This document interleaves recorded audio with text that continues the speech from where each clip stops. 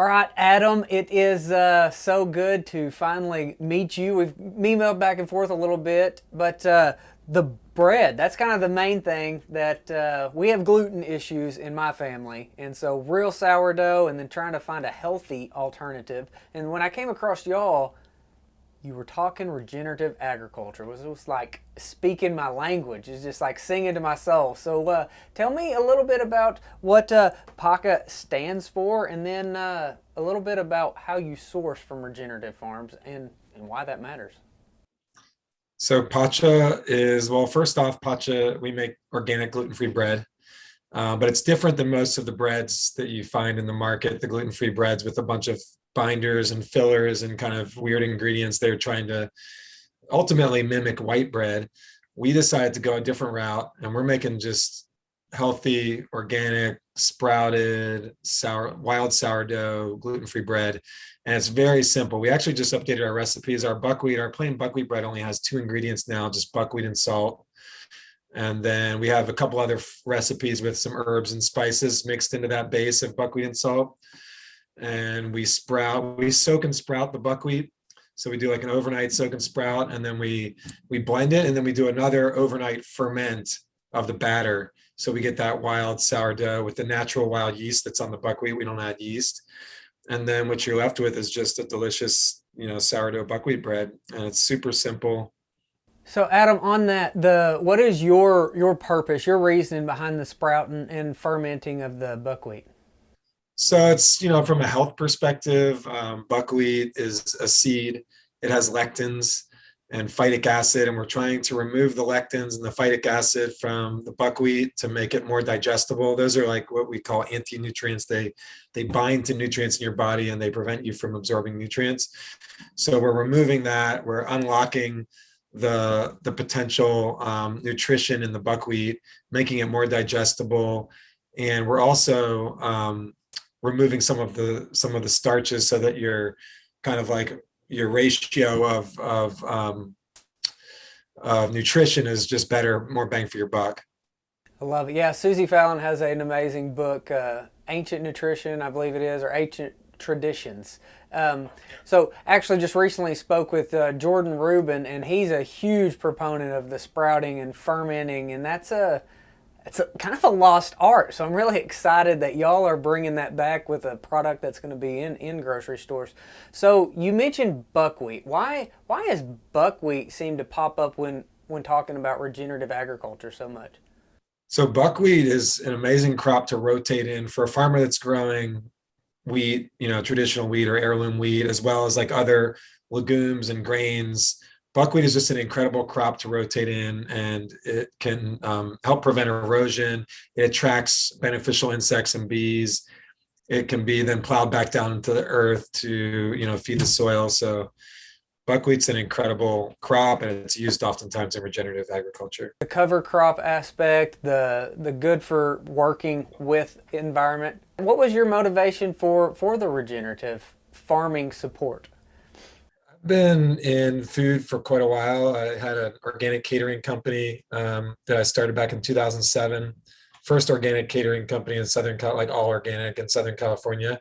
We were doing events in LA and San Diego, and then we had we opened up a restaurant that was like 100% everything made from scratch, farm to table, rotating menu, and it was in its time in 2013. Um, it was a pretty new concept as far as like affordable farm to table food. There was plenty of like Michelin star restaurants around, but not too much affordable farm to table. So, and then from that restaurant was brewing kombucha and kind of had the idea for Boochcraft for the brewery and started doing hard kombucha. And then just recently, in 2020, we launched Pacha. And so throughout that whole entire run, food has always been central, and always been working with farmers from day one, and then seeing like, okay, yes, organic, I want to do organic. And then like realizing and looking like, oh, wait, okay, organic means a lot of things. And then some of these farmers, though, they're doing things in a way that really that makes sense. That's, growing, making the soil more healthy, they're taking, they're not taking more than the soil can handle. They're giving back to the earth, and they're benefiting the natural environment around them.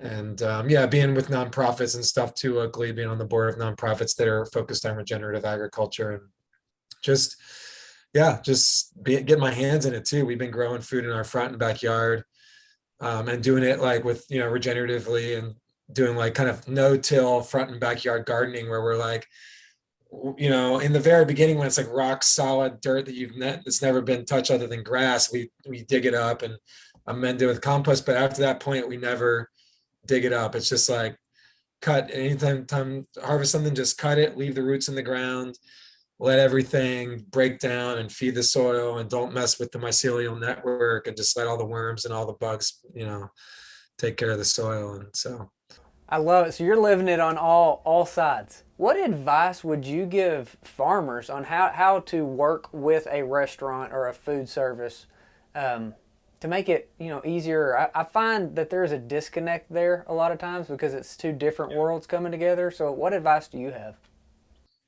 yeah, it's challenging. I mean, chefs on one hand are wanting, I think, to do more farm to table, but it's really challenging. So they end up just taking the easy route and ordering from a distributor that maybe has some organic stuff, and maybe buys a couple things from local farms, and they can just have it on their menu that they do a little bit. But it's really challenging to source, especially as a restaurant, to source from local farmers and like keep up to date, because that's every single ingredient you're buying it from a different farmer.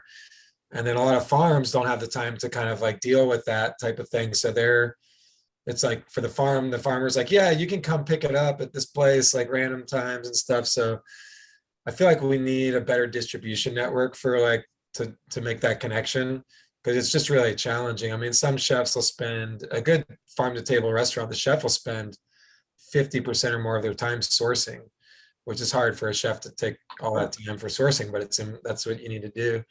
But yeah, just making the like having really good communication, I think, is one that's hard. A lot of farms, their thing is like being on the farm, and they don't really have a front person doing the communication.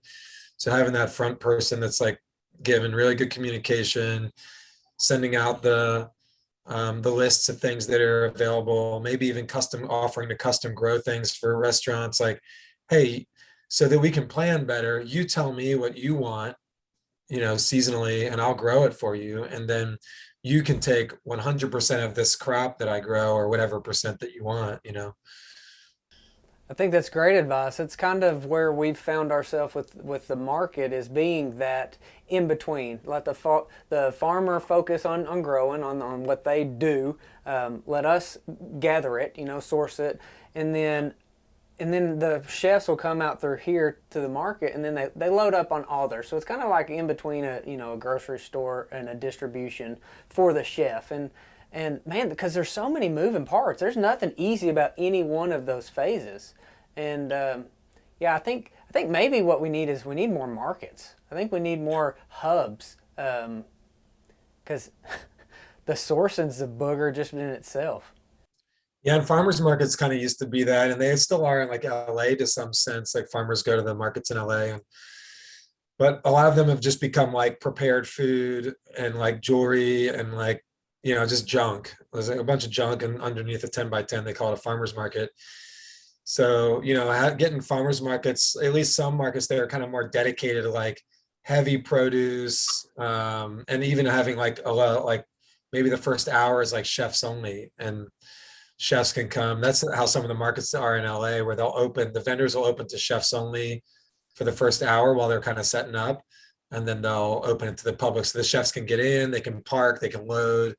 They're not, competing with all the traffic of the big market. Well, that's an interesting concept. I've never thought about that one. So, Adam, what's next for y'all, and how do we let somebody that's going to the grocery store, how do we encourage them to make a decision on how you source what you're going to take home? That's a big one. I mean, I think for me, it's like it comes pretty naturally because I've been doing it for so long, where I'm really paying attention to the products I'm buying. We try not to buy anything, or as very little that has like plastic packaging that's not, like compostable, which is very little of the stuff out there is actually home compostable. And, trying to buy as much from the bulk sections and the produce section, and then paying attention to the ingredients. There's stuff hiding in every single thing out there, like all the health foods, the nut milks with all the seed oils blended into them, and there's seed oils in everything. I mean, you go across all the packaged goods aisle, it's got seed oils in it, and somehow we've been tricked into thinking some of these things are healthy. And I think we just need to just educate ourselves and realize, like, some of these things really weren't meant for eating in bulk quantities, and pay attention to the ingredients. It's like, I don't want to call out brand names, but some of these big alternative milks that have made, blowing up that scene, and they've got canola oil in them, and you're like, really? People are touting this as a health product and saying it's a better alternative to milk, and it's got canola oil in it. And like, and that's the other thing I think too, is this idea that we can have healthy farms and healthy food without animals is, I think we need animals on the farms. They're there regardless. We've just separated them.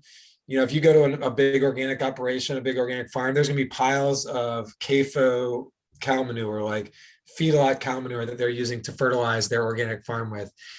And so we're tricking ourselves into thinking that we're not supporting that system, but really we are supporting it, unless we go back to the regenerative agriculture system, where they have the animals on the farm and they're doing meat and they're doing eggs and dairy, but they're doing it in a responsible way, and they have, their own manure on site. And otherwise you're just fooling yourself, and you're eating a bunch of, like, the alternative meats with the GMO soybeans, or all that stuff. It's just like, You're saying too, it beautifully.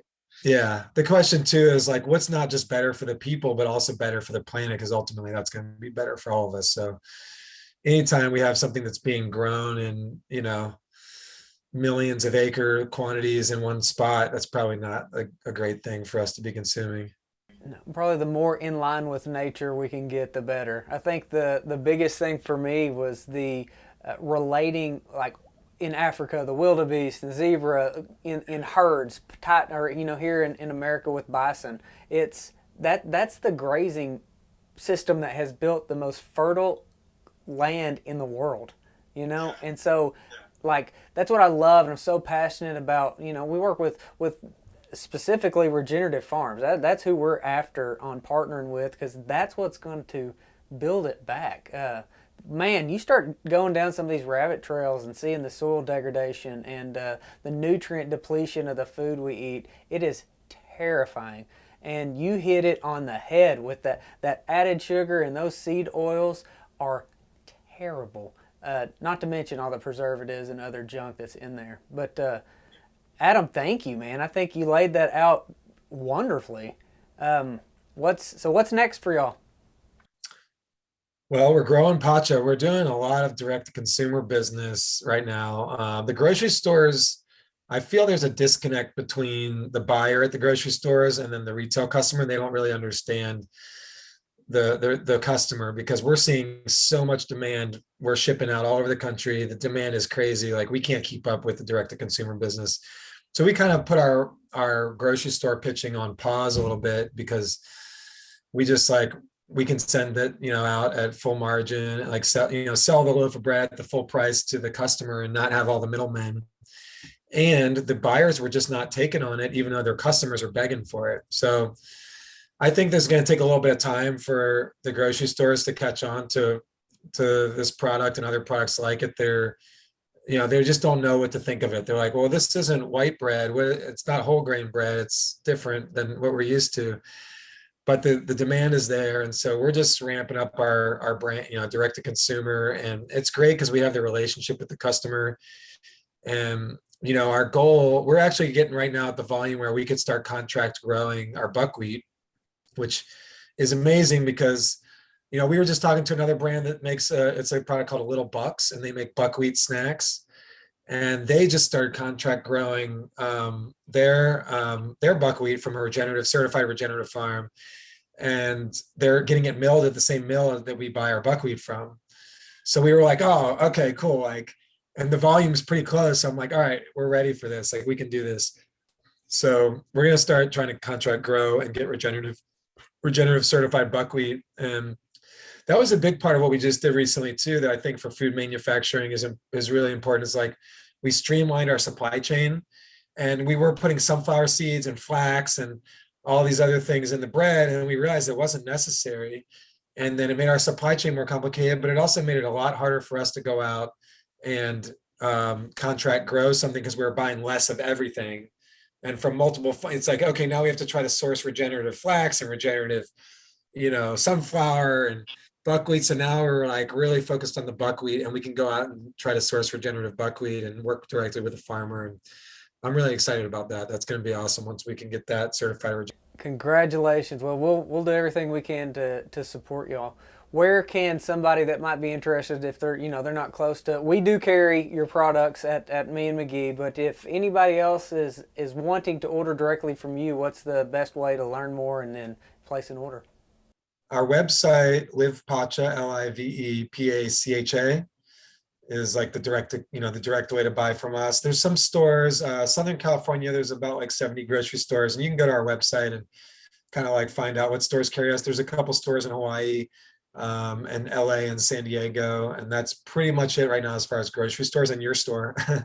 And there's actually some stores that buy from us like direct from our website, and I don't really know exactly which ones, but occasionally there's like one little store that starts buying cases, from us.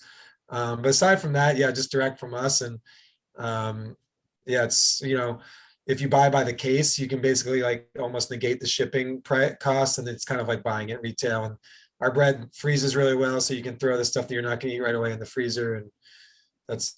And we can do a discount code for people that are trying it for the first time. I think it's Live Pacha 25. Live Pacha 25. Well, we'll put it in there too when we post this video. Make sure they can get that. Well, thank you for the code. That's awesome. Well, Adam, you got anything else, brother? It's been a pleasure visiting. It warms my heart to know we've got as many people passionate about this as we do. It's really hopeful. Yeah, I'd say one more thing that, I mean, we touched on it a little bit, but one thing that we're really passionate about that I think it's really important in this whole conversation is just all the packaging waste that is out there. And so our product, we went out and sourced the only home compostable vacuum seal bag that we could find in the whole world. It's coming from Australia. We're hoping that more people are going to invest in that technology. It's going to become more prolific. So right now we're sourcing them from Australia, but we've composted thousands of those of our bread bags in our backyard compost, and they're all disappeared. So the technology. What does that mean? You just take the bag and you put it in there with your compost, and it just gets decomposed. Yep, it just decomposes, and like literally thousands of them out there in a matter of month, in a matter of a year or something. So it works. The technology's out there, and we just need more brands to be doing that. There's almost every package you see on the shelf that's made of plastic or some combination of plastic and other stuff. It's not recyclable, even if it says it is. And like only, I think there's a documentary, The Story of Plastic. It's heart-wrenching, but it's a really good one for people to watch. And it talks about how like only 8% of actual plastic that says it's recyclable, that's being recycled, is actually being recycled. The rest is being burned or put in landfills.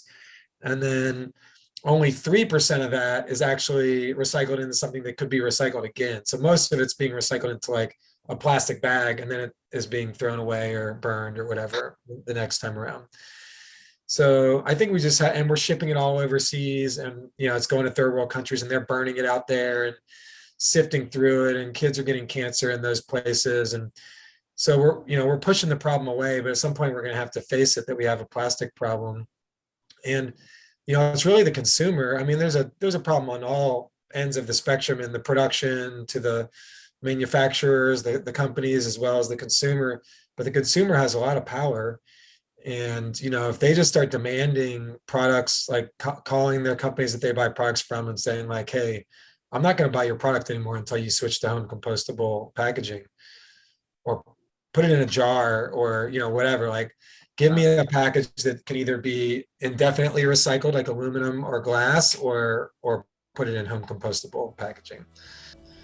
I think you hit the nail on the head with that too. The consumer has really all the control. It's part of it. And then the brands too. If you're a brand manufacturing products, I know it can be more expensive and it's harder to find, and maybe it doesn't work as well as the plastic alternative. But it's just worth it to make the change and start investing in it so that we get that ball rolling, and then more and more people are aware of it. Love it. Great points. Great ending point. Well, Adam, thank you for your time, buddy. And we'll be sampling our buckwheat breads out here, and make sure everybody knows about Pacha.